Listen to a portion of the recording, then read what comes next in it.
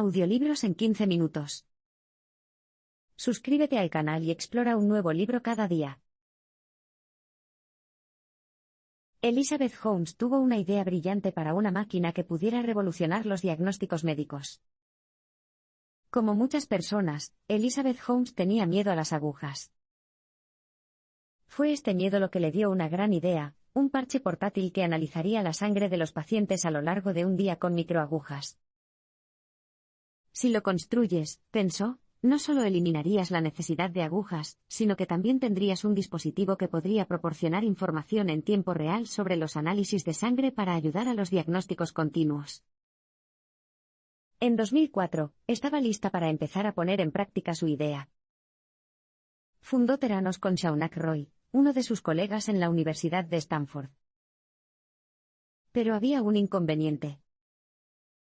La pareja pronto se dio cuenta de que las microagujas no podrían extraer suficiente sangre. Fue entonces cuando la idea original comenzó a tomar una nueva forma. Su siguiente idea fue una máquina de análisis de sangre del tamaño de una tarjeta de crédito que extraería unas gotas de sangre con un pinchazo. Ese dispositivo podría luego conectarse a otro dispositivo un poco más grande que ejecutaría pruebas de diagnóstico.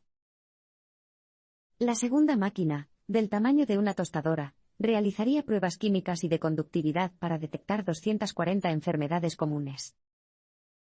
Estos iban desde la deficiencia de vitamina D hasta el herpes y el VIH. Era una máquina que prometía revolucionar la atención médica, si se podía construir. De repente, las herramientas de diagnóstico médico estarían al alcance de millones de personas. El dúo comenzó a imaginar un mundo en el que todos tuvieran un dispositivo Theranos en su casa. Se salvarían miles de vidas gracias a los diagnósticos tempranos. La máquina podría monitorear los niveles hormonales y enviar la información a los profesionales de la salud cada hora o todos los días. Luego, los médicos podrían recomendar a los pacientes que tomen pastillas adicionales o que llamen a una ambulancia. De repente, los pobres tendrían acceso a una atención médica barata. Después de todo, el dispositivo eliminaría la necesidad de costosos médicos y enfermeras. Un análisis de sangre se convertiría en algo que cualquiera podría haber hecho, mientras estaba de compras por no más de 10 o 20 dólares. Las posibilidades parecían infinitas. ¿Qué pasaría si, por ejemplo, enviaras las máquinas a zonas de guerra o las instalaras en hospitales de campaña tras un desastre natural? Incluso podrías tener uno en la parte trasera de un jeep militar. Solo había un problema: las máquinas eran prácticamente imposibles de construir. Theranos se puso manos a la obra para construir esta máquina milagrosa, a la que llamaron Edison. Pero pronto tuvo problemas. La idea de usar un solo pinchazo no era viable. Eso era un problema, después de todo, era el principal argumento de venta de Edison. Sin embargo, resultó imposible detectar 240 enfermedades con una muestra de sangre tan pequeña. Los ingenieros de la empresa dedicaron horas interminables a diseñar microcámaras especiales que movieran la sangre de un lado a otro. Sin embargo, independientemente de la cantidad de soluciones alternativas que encontraran, la máquina simplemente no podía detectar más de 80 enfermedades comunes. Luego estaba la cuestión de la precisión. La sangre que se analizaba se diluía cada vez más durante el proceso de análisis, lo que ponía en duda la fiabilidad de los resultados. Estos no fueron los únicos problemas técnicos. El Edison también era sensible a la temperatura. ¿Cómo funcionaría en diferentes regiones geográficas con climas muy variables? Las pipetas, por su parte, tendían a obstruirse. En un mes, eran prácticamente inútiles. Eso significaba que habría que enviar a un ingeniero para limpiarlos. La máquina también tenía problemas para determinar los niveles de sodio y potasio.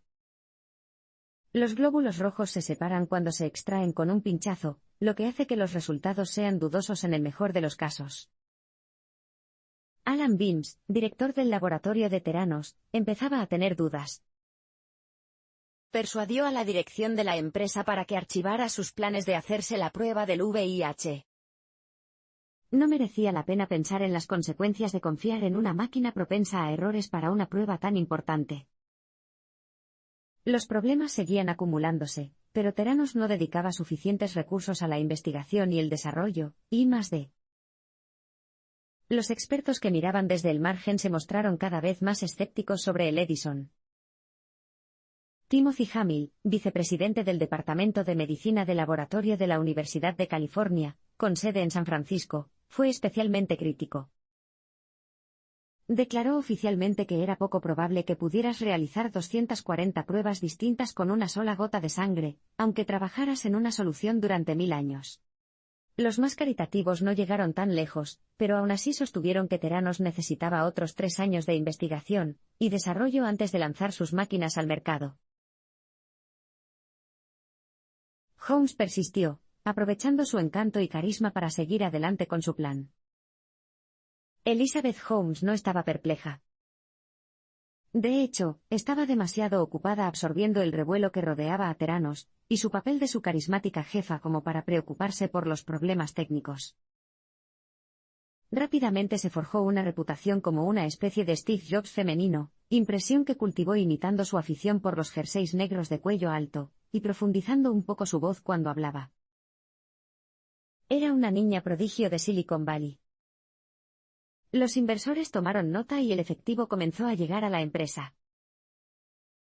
Holmes eligió a la agencia de publicidad Boa_Chiat_Day para representar a Theranos. Esta elección también fue un homenaje a Jobs. La agencia había trabajado anteriormente para Apple. Carissa Bianchi y Patrick O'Neill, el CEO y director creativo ejecutivo de la agencia, estaban enamorados de Elizabeth. También estaban convencidos de que Theranos sería la próxima gran novedad. Cuando la miraron, vieron un icono en ciernes, la primera empresaria multimillonaria que se hizo a sí misma, y que se ganó su fortuna fabricando una máquina que salvó vidas. El bombo publicitario creció como una bola de nieve. Para 2014, Theranos estaba valorada en $9.000 millones, y tenía acuerdos para suministrar el Edison a los pesos pesados de la distribución mundial Safeway, de Walgreens. Ambas multinacionales buscaban ampliar sus gamas de productos médicos y de bienestar y consideraban que el diagnóstico sanguíneo era un área de crecimiento importante para sus modelos de negocio. Safeway incluso invirtió $350 millones para iniciar la renovación de sus tiendas para albergar a Edison de Theranos en clínicas de bienestar especiales in situ. Walgreens acordó instalar una caja en cada una de sus 8,134 sucursales. La imagen y la realidad rara vez se alinean en Silicon Valley. Hacer afirmaciones extravagantes sobre su empresa es simplemente normal, si desea atraer inversores. Eso está muy bien cuando se trata de empresas emergentes de software, pero es algo un poco diferente cuando se habla de algo tan importante como los análisis de sangre. Pero Theranos siguió adelante. Contrató a Larry Ellison, la mente detrás de la multimillonaria firma tecnológica Oracle, como asesor y aplicó su modelo. Eso significaba enviar software defectuoso y trabajar para perfeccionarlo más adelante durante las pruebas beta. Como veremos en los siguientes parpadeos, ese fue el primero de muchos actos de engaño que más tarde darían notoriedad a Theranos. Theranos encubrió los defectos de Edison para atraer a los inversores. ¿Qué habría pasado si Theranos hubiera invertido más tiempo y dinero en I+D? ¿Podría la empresa haber revolucionado la atención médica como pensaban sus fundadores? Nunca lo sabremos porque Theranos tenía mucha prisa por lanzar sus productos al mercado. La presión para liberar el Edison fue abrumadora. Theranos comenzó a engañar a sus inversores, a los periodistas y a la Administración de Alimentos y Medicamentos, FDA, sobre sus dispositivos. Holmes comenzó a hacer afirmaciones escandalosas. Sugirió que las cajas podían realizar 800 pruebas con una sola gota de sangre. Los resultados de las pruebas estarían listos en menos de 30 minutos, y todo estaba aprobado en su totalidad por la FDA. Era una sarta de mentiras. La gran mayoría de las pruebas, por ejemplo, ni siquiera las llevó a cabo Edison. No es de extrañar, en un buen día, las cajas podían realizar alrededor de 20 de las 240 pruebas más importantes. Por lo tanto, si bien pudo realizar un inmunoensayo, una prueba que comprueba la presencia de proteínas mediante anticuerpos, el Edison no pudo completar una prueba hematológica para determinar el recuento de plaquetas y glóbulos blancos en sangre. Las pruebas de química general también fueron un paso demasiado lejos para las máquinas. Los clientes que llegaban a los centros de pruebas solo podían hacerse la prueba por punción si deseaban hacerse un inmunoensayo. Las pruebas hematológicas y químicas se realizaron utilizando el método tradicional de extracción de sangre de una vena. El vial que contenía la sangre del cliente fue enviado luego por correo urgente a un laboratorio en Palo Alto, donde se analizó con máquinas producidas por otros fabricantes, especialmente por Siemens. Theranos estaba cumpliendo su promesa, pero toda la operación fue muy falsa. Al fin y al cabo, su único argumento de venta era el mágico Edison.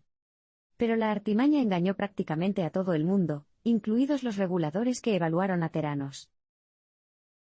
Realizaron pruebas de aptitud diseñadas para determinar el nivel de las instalaciones de análisis de sangre de un laboratorio determinado. Eso incluyó pruebas de tiroides, vitamina D y PSA. Entonces, ¿qué hizo Theranos?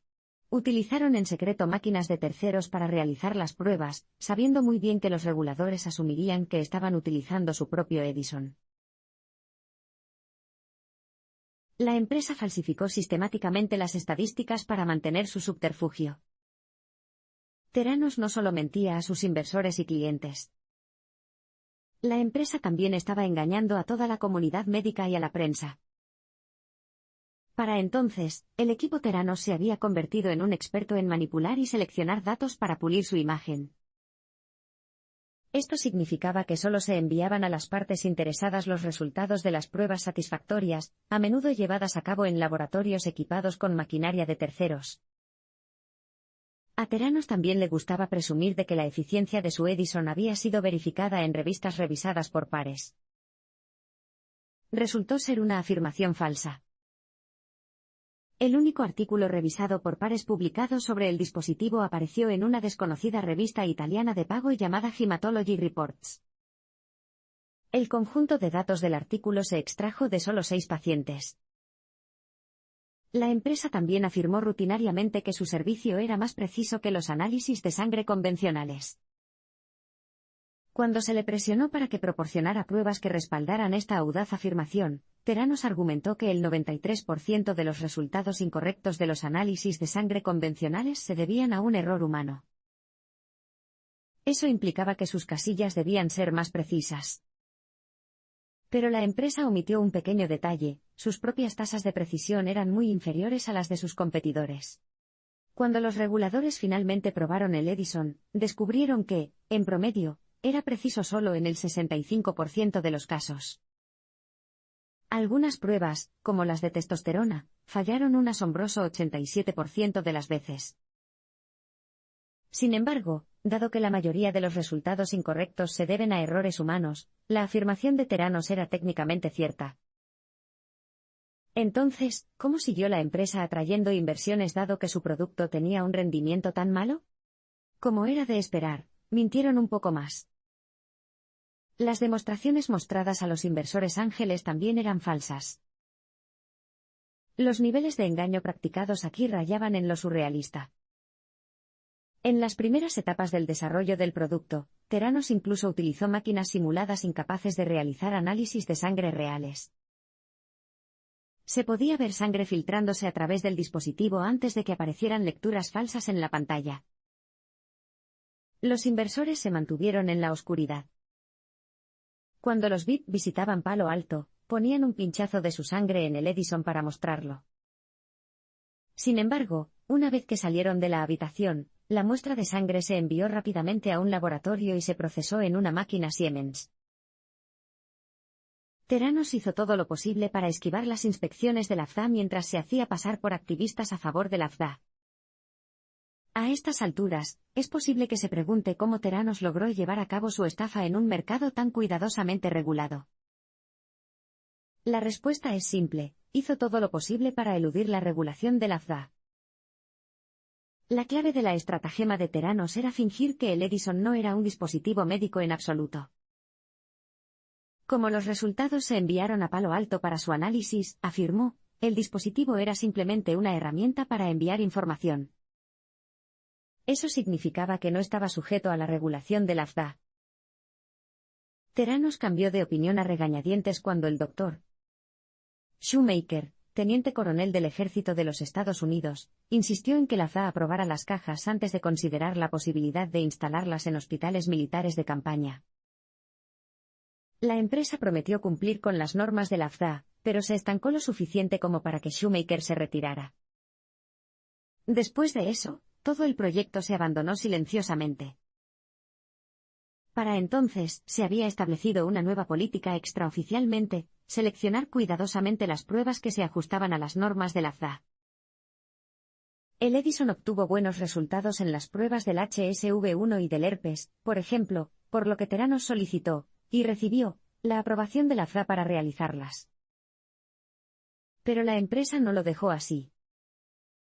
De hecho, tuvo el descaro de hacer una canción y un baile sobre esto, y afirmar que en realidad era un gran defensor de la FDA. Por supuesto, la agencia solo había dado su sello de aprobación a un par de pruebas. Pero, ¿por qué dejar que la verdad se interponga en el camino de una buena historia? Y realmente fue una buena historia, que generó una enorme cantidad de publicidad gratuita para Theranos. La empresa protegió sus secretos despidiendo a los disidentes y contratando drones. No todos en Theranos estaban contentos con la campaña de desinformación de la empresa. El descontento entre los empleados era alto, y la empresa tenía una enorme rotación de personal. Muchos de sus trabajadores simplemente renunciaron cuando se dieron cuenta del alcance de la deshonestidad de su empleador. Sin embargo, eso no significaba que pudieran alzar la voz. Theranos protegió sus secretos obligando a los trabajadores a firmar acuerdos de confidencialidad, impidiendo que los descontentos divulgaran detalles comprometedores a la prensa. Pero no pudo evitar una oleada de renuncias. Todo el equipo ejecutivo, así como muchos otros, se marcharon. Sin embargo, Theranos tenía un truco bajo la manga, contrataba sistemáticamente a empleados indios que dependían de sus visas de trabajo para permanecer en los Estados Unidos. Reclutar personal de la India fue bastante fácil. El novio y segundo al mando de Elizabeth, Sunny Balwani, tenía excelentes conexiones en la industria tecnológica del país. Muy pronto, Balwani llenó sillas vacías con trabajadores indios. Era una estrategia astuta. Como estaban desesperados por evitar perder sus empleos y ser deportados, era mucho más probable que guardaran silencio sobre los muchos problemas de la empresa. Estos trabajadores fueron una medida provisional perfecta para mantener el show de Theranos en marcha. Sin embargo, estas políticas pronto se convirtieron en una tragedia. Ian Gibbons, un bioquímico británico que había estado trabajando incansablemente en los inmunoensayos de Theranos durante años, se suicidó en 2013.